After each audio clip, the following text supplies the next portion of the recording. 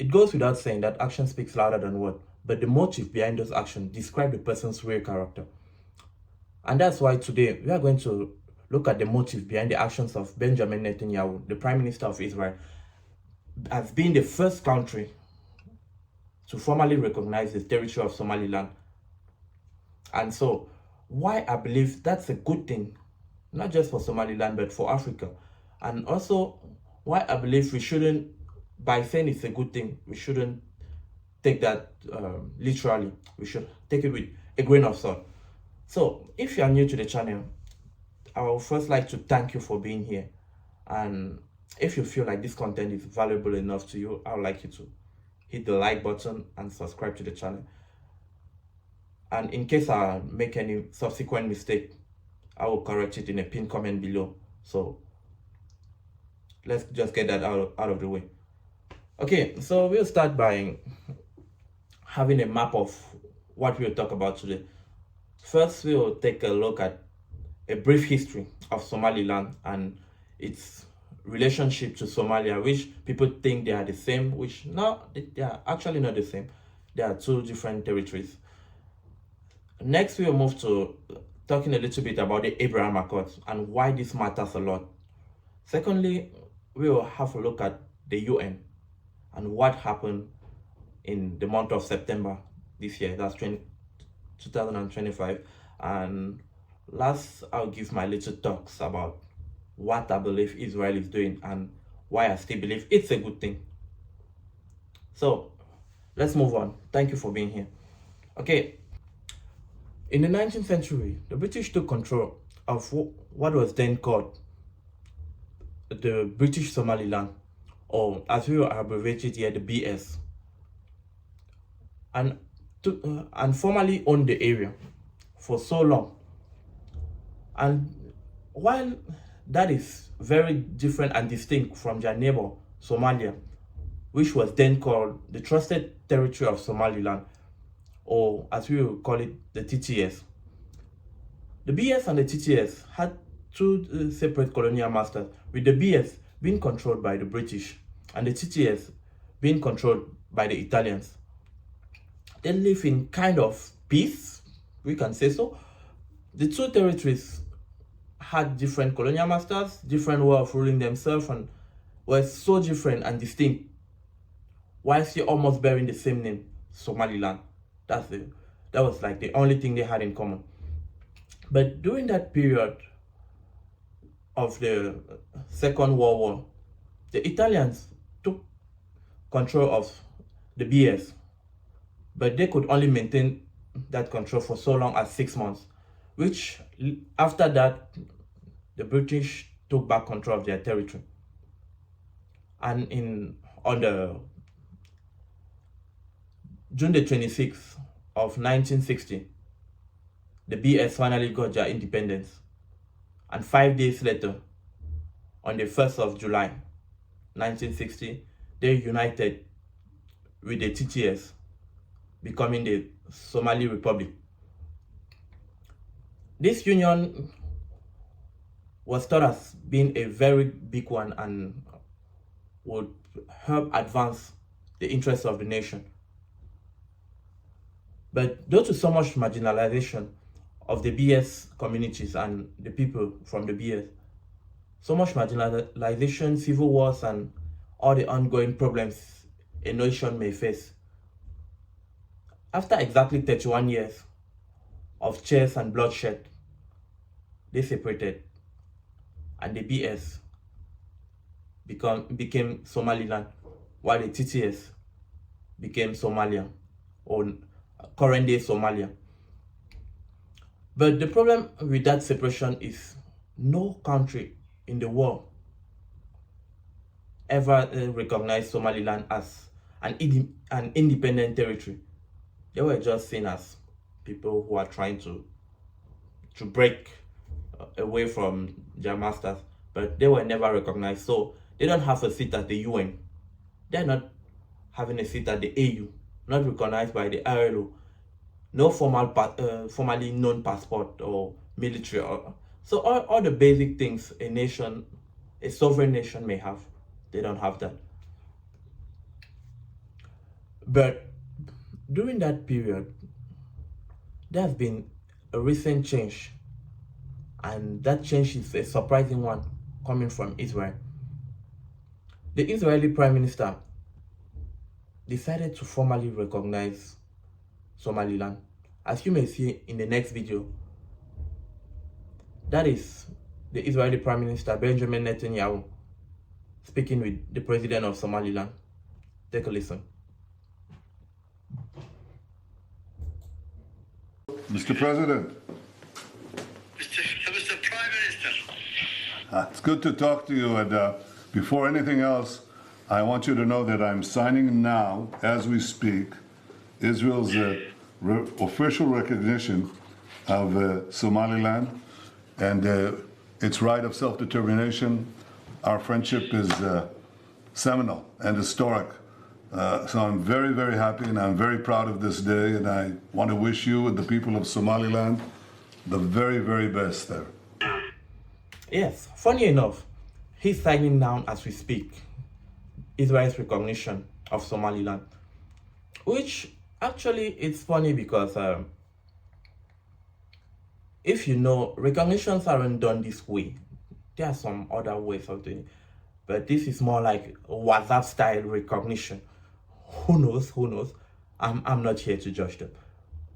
I still do like what is going on, but what may change my mind is if the president of Somaliland gets to Israel and kisses the wall.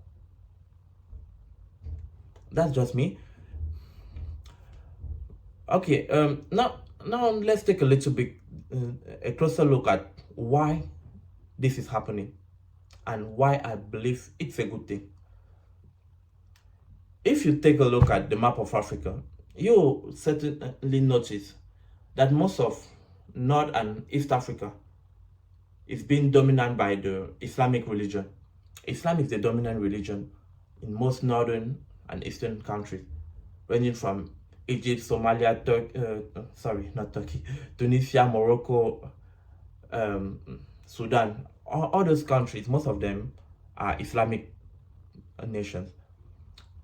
And Islam play a great role in this recognition because over the years, and especially now with the falling support of Israel worldwide, it's more than important right now for them to have more people sign into the Abraham Accord, which, if you don't know, the Abraham Accord is just a, how can I put it in simple words? The Abraham Accords are just some normalization of, the Abraham Accord is just normalization of diplomatic relations between the state of Israel and other Islamic states all around them. Because taking a look at Israel, it's been covered by Islamic states, being in the Middle East and being the only Jewish nation. During President Trump's first term, he made the Abraham Accord and had some first signings from Bahrain, Morocco, and who were the others? I think those were like the first people to formally recognize the state of Israel.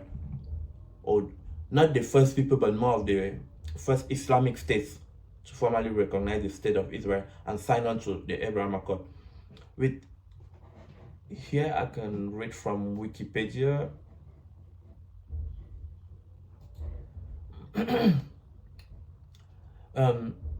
In July 2025, it was reported that the second Trump administration was seeking to expand the accord to include Syria, Lebanon, and Saudi Arabia. And in November, it was announced that Kazakhstan agreed to join. So, mostly it was, in the beginning, was just Morocco, Sudan, Bahrain, and the UAE, very important, the UAE. But right now, in December, Netanyahu decided to take everything into his own hands with the falling support of his country and with what recently happened in the UN. By the way, that is also an important factor of what is going on.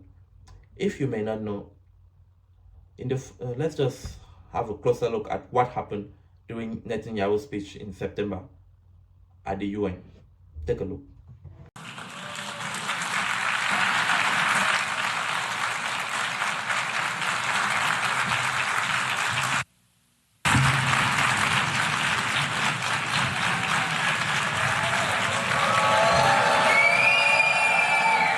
Please, order in the hall. Please, order in the hall.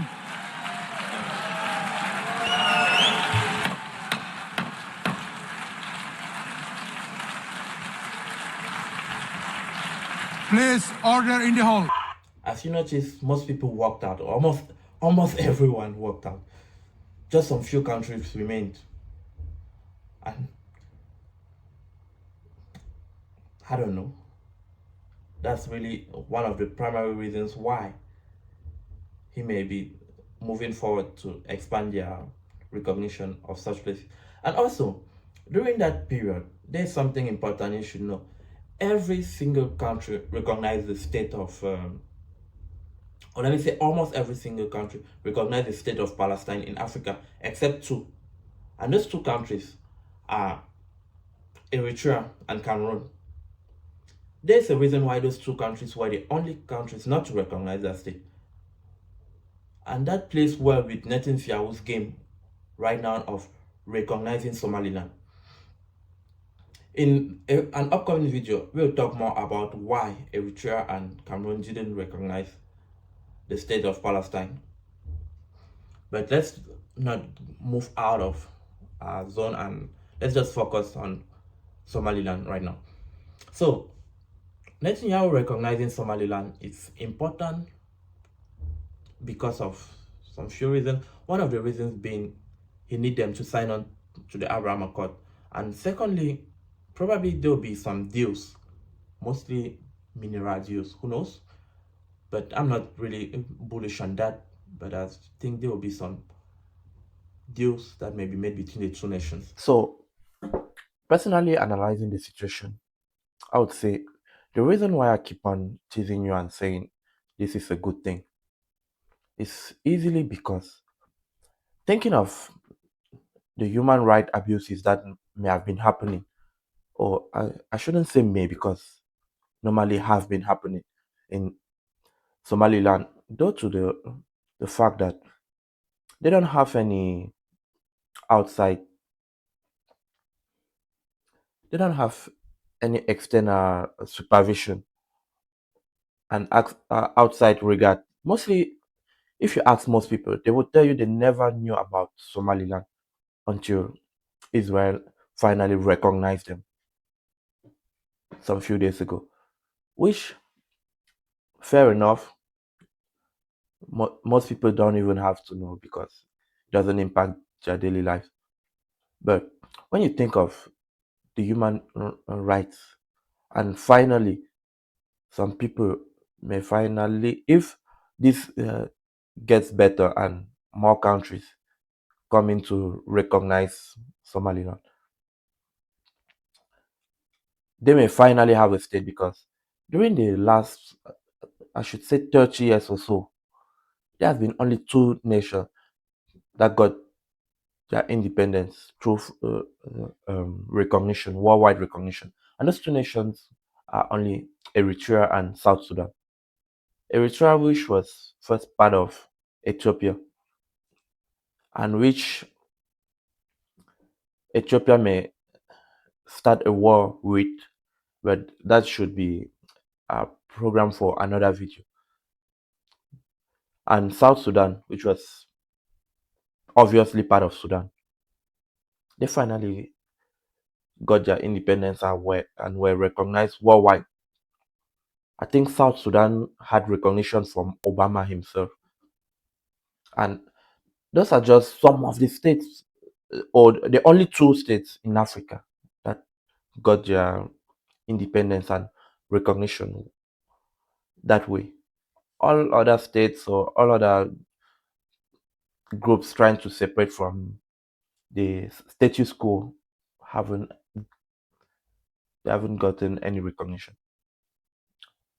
So, on still on this part about the recognition and the human rights, I believe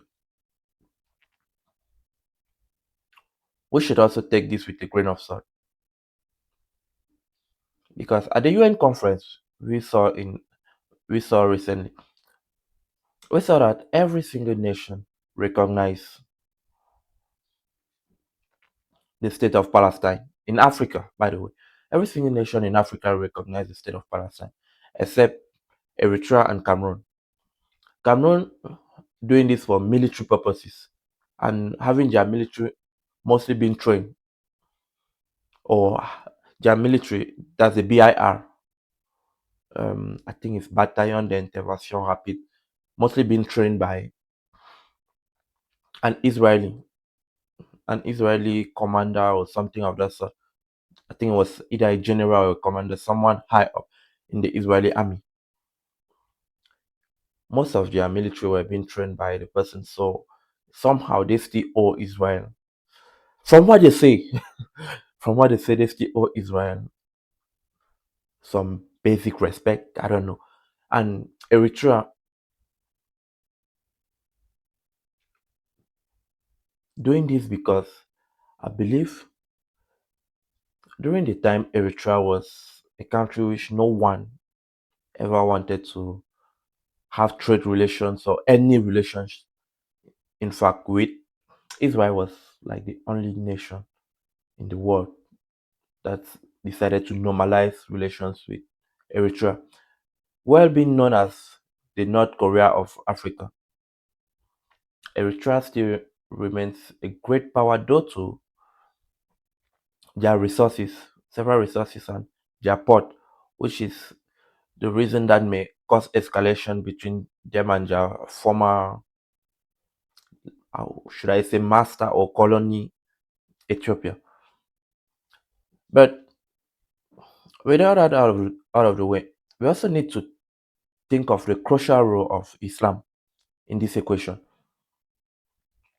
Islam is the religion, as I recently said, of most northern and eastern African nations. And Somaliland, being part of East Africa, they also have the dominance of Islam in their nation.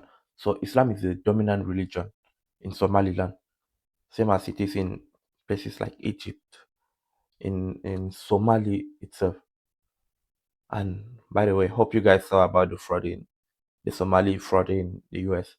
I don't know if it's true or not, but from what is being said and what's been going on, it seems more likely to be true. But the reason why Islam plays a crucial role in this is the Abraham Accord. Israel wants all Islamic nations, or all Islamic majority nations, to have better relationships with them. And by better relationship, we mean diplomatic relationships where they can trade and finally have accords on some few things, which Saudi Arabia hasn't has been probably one of the biggest nations in the Middle East. Saudi Arabia still holds firm on the fact that their only reason to join the Abraham Accord will be if Palestine finally gets a state. The Palestinian people finally get a state, that's been Gaza and the West Bank as just, which I believe is probably what should be done right now. I don't even understand why the US and most other countries still support Israel. But that shouldn't be something I should be talking about. It's not a matter of Africa, by the way. And so, this is a good thing for all the reasons I may have outlined. But the bad thing about it now, because there's always a downside to almost everything in life. The bad thing about all this is the fact that I believe Israel can use this as, I wanted to say blackmail, but that won't be the proper word. Israel can use this against the people of Somaliland or against the upcoming government. What I mean is this: if Israel gets to have a say in what's happening in Cameroon, just because they did train, they did have some relationship to the Cameroonian, what was that? The Cameroonian military, the BIR, and for that long, it's not like it's something that's been happening just some few decades ago. The BIR is somehow an organization or a military group that's been there for decades now. Imagine them still having that much influence as to the people of Cameroon not voting for the recognition of the Palestinian state. So, if they get that same amount of influence on Somaliland, that's already high enough because them having good relationships with Egypt, which I believe should be something that's a good thing, them having good relationships with Egypt, then Somaliland, then Eritrea, then Cameroon. Gently, they'll add probably Nigeria, though they may add some other African countries. And actually, with Morocco also being part of the Abraham Accord, Morocco is also in that group. So, them adding nations gently will mean Israel's shift and influence will not only remain in the Middle East, where despite being this one of the smallest nations, they still have so much power though to their relationships with people like the United States. With all that said, with all that out of the way, if they start pushing their influence, not just from the Middle East, but now moving gently into Africa, and with all the efforts they have been putting into Europe, I won't even say efforts because I recently watched an Al Jazeera documentary about the Israeli lobby in Britain. So you can imagine, it's not like it's something that happens only in the United States. They also lobby in Britain. So if they are able to get that much sphere of influence in America and mostly the US actually, in Europe and in Africa, I guess that's somehow sums it. Israel may become the next superpower, despite being one small nation with an estimated population of, I think, 13 million altogether. Israel may gently push forward to become the next superpower. So, that's just what I'm thinking about. Those are my analysis. Feel free to tell me where you believe I'm wrong in the comment, and I'll reply to your comments. Don't worry. With that out of the way, thanks for watching and catch you in the next one.